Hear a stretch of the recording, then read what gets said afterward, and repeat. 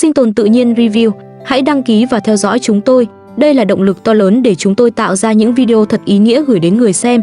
Chân thành cảm ơn. Hôm nay, khi nhiếp ảnh gia đến nhà Ali như mọi khi, cuộc sống trong căn nhà nhỏ dưới chân núi Zagros đã bắt đầu từ rất sớm. Bên ngoài sân, ánh nắng đã dần phủ lên những đống đất và khoảng hiên vẫn còn dang dở. Nhưng bên trong căn nhà ấy, có lẽ thứ khiến mọi người mệt mỏi nhất không phải là công việc, mà là những lời nói, những sự bực bội và những khoảng cách đang ngày một lớn hơn giữa Ali, Parisa và bà Hilda. Mọi chuyện bắt đầu từ một việc rất nhỏ. Bà Hilda đang làm bánh. Trong căn phòng ngủ của Ali và Parisa, bà cẩn thận nhào bột, chuẩn bị những phần bánh cho cả nhà. Đó vốn chỉ là một công việc quen thuộc. Một người phụ nữ lớn tuổi muốn tự tay làm chút đồ ăn cho những người trong nhà. Nhưng trong căn phòng nhỏ ấy, bột bánh bắt đầu bay ra xung quanh. Một ít bột vương trên nền nhà, một ít bột rơi xuống tấm thảm. Và chỉ trong chốc lát, không gian vốn đã chật hẹp lại trở nên bừa bộn hơn. Parisa nhìn thấy cảnh đó, liền cảm thấy vô cùng khó chịu. Cô cho rằng bà Hilda không nên làm bánh trong phòng ngủ. Theo Parisa, bà nên ra ngoài phòng khách hoặc vào bếp, chứ không phải mang bột và đồ làm bánh vào căn phòng mà cô xem là không gian riêng của mình. Sự khó chịu ấy ngày một lớn. Parisa trách rằng căn phòng đã bị làm bẩn, rằng mọi thứ trở nên rối tung, rằng phần bột cũng đã bị hỏng.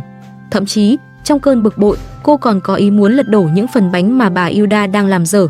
Thấy vậy, Ali lập tức lên tiếng. Anh trách Parisa rằng chỉ vì sự nóng nảy của cô, mấy phần bánh cùng phần bột đang làm dở có thể bị hỏng hết. Với Ali, đó không chỉ là chuyện vài miếng bánh, mà là sự khó chịu khi bà Hilda đã cố gắng làm việc cho gia đình, nhưng lại phải nghe những lời trách móc. Parisa vẫn không chịu nhường. Cô cho rằng bà Hilda phải ra ngoài làm bánh, rằng căn phòng của cô đã bị làm bẩn, rằng bà không nên làm mọi thứ bừa bộn trong không gian nhỏ này. Ali nhắc Parisa hãy nói nhỏ lại, bởi những lời nói lớn tiếng chỉ khiến căn nhà thêm nặng nề. Nhưng Parisa vẫn tiếp tục than phiền. Cô nhắc lại chuyện phần bột bị hỏng, chuyện căn phòng bừa bộn, chuyện bà Hilda làm bánh không đúng chỗ. Một lúc sau, câu chuyện bắt đầu chuyển sang tiền công. Parisa hỏi Ali rằng anh đã nhận lương chưa. Ali trả lời rằng tiền đã được chuyển vào rồi. Nghe vậy, Parisa cho rằng mình nên được giữ một nửa số tiền, bởi cô nói rằng cô cũng đã làm việc ngoài nắng, cô cũng mệt, cô cũng đã đi theo mọi người đến công trình. Trong suy nghĩ của Parisa, những gì cô làm cũng xứng đáng được nhận một phần tiền công rõ ràng. Nhưng Ali không đồng ý. Anh nói rằng một nửa số tiền ấy nên đưa cho bà Hilda, bởi bà đã cố gắng rất nhiều. Bà đau lưng nhưng vẫn làm việc. Bà phụ chuẩn bị đồ ăn, bà phụ dọn dẹp, bà phụ lo những việc không tên mà không hề đòi hỏi điều gì. Ali nói với Parisa rằng cô không nên đòi nhận hết tiền công về mình, bởi theo anh, Parisa không làm được bao nhiêu việc. Nhưng chuyện tiền bạc vẫn chưa thể kết thúc. Parisa chìa tay ra, yêu cầu Ali đưa tiền cho mình. Ali nói rằng đó là tiền công của tất cả mọi người, không phải tiền của riêng anh, cũng không phải tiền của riêng Parisa. Parisa tiếp tục nói rằng số tiền phải được chia đôi, bởi lúc nãy cô cũng đã cố gắng làm việc. Ali giải thích rằng tiền công cho thợ đã được trả, mỗi người đã có phần của mình. Nghe vậy, bà Hilda chỉ nhẹ nhàng nói rằng người chủ đất thật tốt, bởi giữa thời buổi khó khăn, một người chủ biết trả công đầy đủ cho thợ đã là điều đáng quý. Bà Hilda còn đề nghị Ali hãy đưa cho Parisa một ít tiền. Bà không muốn Parisa cảm thấy mình bị bỏ rơi, không muốn cô nghĩ rằng công sức của mình hoàn toàn không được nhìn nhận. Nhưng Parisa cho rằng chừng ấy tiền là không đủ. Theo cô, phải được chia một nửa thì mới công bằng. Trong lúc Ali nhắc Parisa đừng ném tiền đi, Parisa lập tức nói rằng chuyện đó không liên quan đến cô. Ali khẳng định tiền là của mình, là tiền anh đã nhận từ công trình, là tiền phải dùng để chi trả cho rất nhiều khoản còn dang dở. Nhưng Parisa vẫn muốn nhận hết số tiền đó. Cô nói rằng mình đã mệt, đã phải làm ngoài nắng, và không thể chỉ nhận một khoản nhỏ như vậy. Còn Ali thì hiểu rất rõ. Số tiền ấy không chỉ để tiêu trong ngày hôm nay. Anh cần nó để sửa lại khoảng sân đang xuống cấp. Cần mua cát. Cần mua xi măng. Cần lo phần nền còn chưa hoàn thiện. Cần trả tiền thuê xe. Cần để dành cho những việc bất ngờ có thể xảy ra. Anh không muốn cãi nhau. Không muốn cuộc sống lại biến thành một cuộc tranh chấp chỉ vì vài tờ tiền. Bởi với Ali, anh làm mọi thứ dựa trên công sức của mọi người. Một phần của bà Hilda, một phần phải dành cho những vật liệu cần thiết, và chỉ một phần nhỏ mới có thể tính là của riêng anh. Rồi Ali bảo cô hãy sang giúp bà Hilda. Anh sẽ tính toán lại mọi thứ, sau đó mới chia tiền cho cô. Một lúc sau, Parisa có vẻ dịu xuống một chút. Cô nói muốn vào giúp bà Hilda làm bánh. Bà Hilda chỉ đáp ngắn gọn rằng được. Không có sự trách móc, không có lời nhắc lại chuyện vừa xảy ra. Có lẽ bà chỉ mong mọi thứ có thể tạm lắng xuống. Bà Hilda cũng nói rằng số tiền này nên được dùng để sửa sân, bởi sân nhà đã xuống cấp. Nếu không làm sớm, lúc mưa xuống nước sẽ đọng lại, nền nhà sẽ ẩm, và rồi chi phí sửa chữa sau này sẽ còn lớn hơn. Nhưng sự bực bội vẫn ngày một tăng. Ali than rằng Parisa khiến mọi người quá phiền lòng. Dù vậy, anh vẫn muốn đưa tiền cho bà Hilda. Anh nói có lẽ bà sẽ cần đến nó. Bà đã vất vả quá nhiều. Nhưng Parisa vẫn đòi tiền cho bằng được. Một lúc sau, Ali nói rằng anh phải đi mua cát, bởi anh cần để dành tiền cho việc sửa sân. Nhưng Parisa vẫn khẳng định một nửa số tiền phải được đưa cho cô. Cuối cùng, Ali cũng chia tiền cho Parisa. Nhưng Parisa vẫn chưa hài lòng. Cô tiếp tục đòi thêm. Ali giải thích rằng mỗi người thợ chỉ được trả chừng ấy tiền. Parisa cũng đã được trả tiền công bằng với người thợ xây.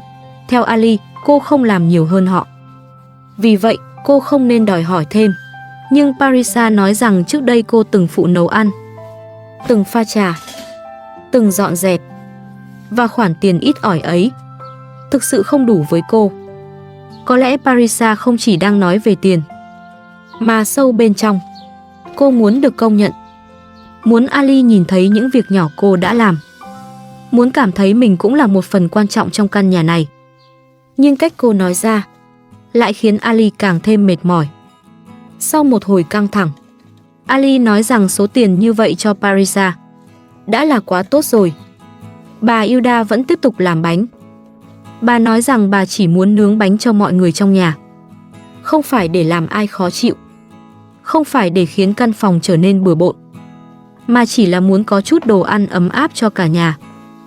Ali lại bảo Parisa hãy đến giúp bà. Nhưng bà Hilda thì nói rằng không cần. Bà có thể tự làm được. Có lẽ bà không muốn Parisa phải miễn cưỡng. Không muốn một sự giúp đỡ được bắt đầu bằng sự khó chịu, rồi lại kết thúc bằng thêm một cuộc cãi vã. Dù vậy, công việc trong nhà vẫn còn rất nhiều. Có những chỗ bẩn cần được dọn dẹp. Xe đẩy và dụng cụ sau những ngày làm sân cũng đã được mang về đầy đủ. Mọi thứ đều cần được sắp xếp lại. Parisa muốn bà Hilda vào bếp dọn dẹp. Nhưng bà Hilda cho rằng bánh quan trọng hơn, bởi đó là việc đang làm dở. Và trong một căn nhà có nhiều người cùng làm việc, đôi khi phải hoàn thành từng việc một, không thể cùng lúc làm hết mọi thứ. Nếu phần bột đang dang dở thì cùng nhau làm lại. Nếu căn phòng bẩn thì cùng nhau dọn. Nhưng Parisa không nghĩ như vậy. Cô cho rằng mọi chuyện đều bắt đầu từ bà Hilda. Còn Ali thì nói rất rõ. Bà Hilda có quyền làm bánh trong căn nhà của bà. Bà đã sống ở đây từ lâu. Bà đã chăm sóc từng góc nhỏ trong căn nhà này. Và bà không đáng bị đối xử bằng những lời nói nặng nề chỉ vì một ít bột rơi trên sàn. Bà Hilda nghe mọi người tranh cãi, liền nhẹ nhàng nói rằng lát nữa bà sẽ dọn sạch căn phòng. Bà không muốn mọi chuyện trở nên lớn hơn. Không muốn một mẻ bánh nhỏ lại khiến cả nhà mất vui. Nhưng Parisa vẫn cảm thấy bà Hilda đang cố tình làm như vậy. Căn nhà vẫn còn bừa bộn, và công việc ngoài sân vẫn đang chờ. Từng khoản tiền sửa sân cũng bắt đầu được tính rõ ràng. Chỉ riêng tiền mua cát đã là một con số không nhỏ. Rồi còn xi măng, còn tiền xe, còn tiền thuê người làm, còn những khoản phát sinh không thể đoán trước. Parisa lại nhắc rằng lần sau đừng nướng bánh ở đây nữa, bởi căn nhà đã có quá nhiều việc cần lo. Ali nói rằng anh đã đưa đủ tiền cho Parisa rồi. Theo anh, số tiền ấy đã là quá nhiều. Thế nhưng, câu chuyện lại quay về phần bột. Ali tiếp tục trách rằng Parisa đã nhào hỏng bột. Rằng nếu cô không nóng này, mọi thứ có thể đã không trở nên rối ren. Nhưng Parisa lại cho rằng chính bà Hilda mới là người làm hỏng. Cả hai cứ thế nhắc đi nhắc lại một chuyện nhỏ, cho đến khi nó trở thành một vấn đề lớn. Có lẽ đó là điều đáng buồn nhất trong một mái nhà. Không phải lúc nào người ta cũng cãi nhau vì chuyện thật sự quan trọng. Đôi khi, một ít bột bánh, một căn phòng bừa bộn, một ly trà chưa kịp pha cũng có thể trở thành lý do để mọi tổn thương cũ cùng lúc trỗi dậy. Trong khi chuyện trong nhà vẫn chưa yên, công việc ngoài sân vẫn phải tiếp tục. Ali nói rằng anh phải đi đổ đất. Anh mượn chiếc xe của hàng xóm để chở đất về. Từng xe đất được đổ vào phần hiên. Rồi sau đó, mọi người sẽ tiếp tục đổ vữa ra sân. Phần nền phía trên cũng cần được nâng lên một chút, để khoảng sân bằng phẳng hơn, để nước không đọng lại, để việc đi lại sau này dễ dàng hơn. Công việc ấy rất nặng. Mỗi xe đất là một lần Ali phải tính toán, phải xúc, phải chở, phải đổ đúng vị trí. Nhưng Ali không còn cách nào khác. Bởi nếu sân không được sửa, thì những ngày mưa tới, cả căn nhà sẽ lại phải chịu thêm nhiều bất tiện. Một lúc sau, Ali nhắc rằng lẽ ra hôm qua mọi người phải đi gặp luật sư. Nhưng hôm nay, luật sư đang ở phòng khám. Vì vậy, chuyện ly hôn và những dự định khác vẫn chưa thể giải quyết ngay. Những thủ tục vẫn còn phải chờ. Những câu trả lời vẫn chưa có. Và sự căng thẳng giữa Ali với Parisa vẫn cứ ở đó. Bà Hilda nhìn hai người. Bà nói Parisa cần cố gắng giúp Ali. Bởi bà hy vọng, nếu Parisa biết chia sẻ hơn, nếu cô biết cùng Ali gánh vác công việc, thì Ali sẽ không còn bận tâm quá nhiều đến chuyện ly hôn. Có lẽ bà Hilda vẫn mong cuộc hôn nhân này có thể cứu vãn, dù chỉ còn một chút hy vọng. Một lúc sau, Parisa được gọi. Ali nói rằng nếu cô rảnh, hãy đến giúp anh. Nhưng khi Ali gọi thêm lần nữa, Parisa chỉ nghe thấy lời thúc giục. Cô đáp rằng mình không biết làm. Rồi câu chuyện lại chuyển sang chuyện ly hôn. Ali nói với Parisa đang lo chuyện ly hôn và sẽ đi gặp luật sư. Anh còn tuyên bố sẽ lấy lại toàn bộ sính lễ từ tay Parisa. Những lời nói ấy khiến không khí càng thêm nặng nề. Parisa yêu cầu Ali biến khỏi mắt mình, rồi lại bảo anh hãy đi làm đi. Cô nói rằng cô không thể làm nổi những công việc nặng nhọc như bà Hilda. Cô cũng nói gia đình không cần chuyên gia tâm lý, rằng Ali hãy tự giải quyết những chuyện của mình đi. Có lẽ với Parisa, mọi lời khuyên lúc này đều giống như áp lực. Còn với Ali, sự im lặng hay từ chối của Parisa lại giống như một bức tường. Hai người sống chung trong một căn nhà, nhưng dường như mỗi người đang đứng ở một phía rất xa. Một lúc sau, Ali lại nhắc Parisa rằng trà vẫn chưa pha xong. Nhưng cô đáp rằng mình không hề pha trà. Ali hỏi bà Hilda dưa chuột đã mọc lên chưa. Bà Hilda trả lời rằng chưa. Một câu chuyện rất nhỏ. Một luống cây ngoài vườn. Nhưng giữa căn nhà đầy tiếng cãi vã, cây cối lại vẫn đang âm thầm phát triển. Những mầm cây không biết người lớn đang tranh cãi, không biết chuyện tiền bạc, ly hôn hay những lời trách móc. Chúng chỉ cần nước, cần nắng, cần thời gian. Và có lẽ, con người cũng vậy. Chỉ là giữa những tổn thương, đôi khi người ta quên mất cách tưới mát cho lòng mình. Đến giờ trưa, Ali hỏi bữa ăn đã xong chưa. Nhưng câu trả lời của Parisa lại đầy khó chịu. Cô nói rằng chuyện đó không liên quan đến cô.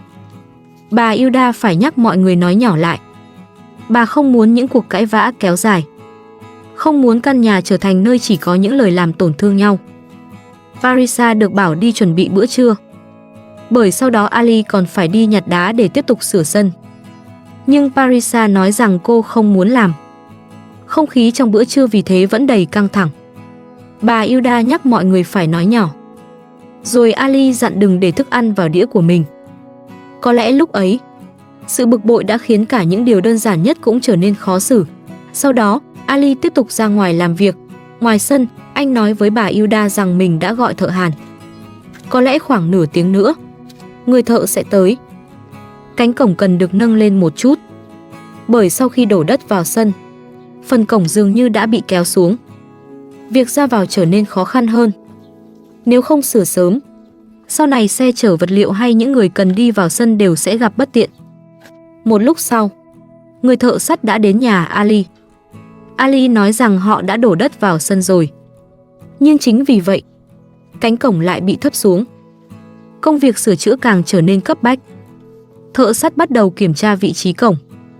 Nhìn bản lề, nhìn phần nền đất vừa được nâng lên, rồi tính toán phải nâng cánh cổng lên bao nhiêu, để vừa đóng mở dễ dàng, vừa không làm ảnh hưởng đến kết cấu cũ. Trong lúc đó, Parisa tiếp tục được bảo đun nước, pha trà và đem ít trái cây ra. Lần này, cô cũng cắt dưa hấu, chuẩn bị chút đồ ăn cho mọi người. Có lẽ dù trong lòng vẫn còn nhiều khó chịu, cô cũng hiểu những người đang làm việc ngoài sân đã rất mệt. Một đĩa dưa hấu mát, một ấm trà. Những việc nhỏ ấy không thể giải quyết mọi xung đột, nhưng ít nhất cũng là một chút quan tâm giữa những người đang cùng sống dưới một mái nhà. Đến cuối cùng, Parisa nói rằng cô muốn vào thành phố. Nghe những lời ấy, Ali chỉ biết lắc đầu ngán ngẩm. Có lẽ trong lòng anh có rất nhiều điều muốn nói, nhưng anh không thể bận tâm quá nhiều, bởi vì cánh cổng vẫn chưa sửa xong. Đất vẫn cần được san, sân vẫn cần được hoàn thiện, và công việc của ngày hôm nay vẫn còn rất nhiều phần dang dở. Ali phải cố gắng cùng người thợ sắt hoàn thành cánh cửa trong hôm nay, bởi anh hiểu, nếu chậm thêm một ngày, mọi thứ lại sẽ kéo dài, chi phí lại tăng, áp lực lại chồng lên, và cuộc sống vốn đã đầy rối ren sẽ càng khó tìm được một khoảng bình yên. Giữa những công việc còn dang dở, giữa những khoản tiền chưa được chia rõ ràng, giữa chuyện bột bánh, chuyện trà nước, chuyện sửa sân, và cả những mâu thuẫn vẫn chưa thể giải quyết, Ali vẫn phải tiếp tục làm việc. Bà Hilda vẫn lặng lẽ cố gắng. Parisa vẫn mang trong lòng những bức bối riêng. Có những ngày, một mái nhà không chỉ cần xi măng để vá lại phần sân, mà còn cần sự dịu dàng để vá lại những khoảng cách trong lòng người. Nhưng để làm được điều đó, có lẽ tất cả bọn họ vẫn cần thêm rất nhiều thời gian và thêm rất nhiều sự thấu hiểu.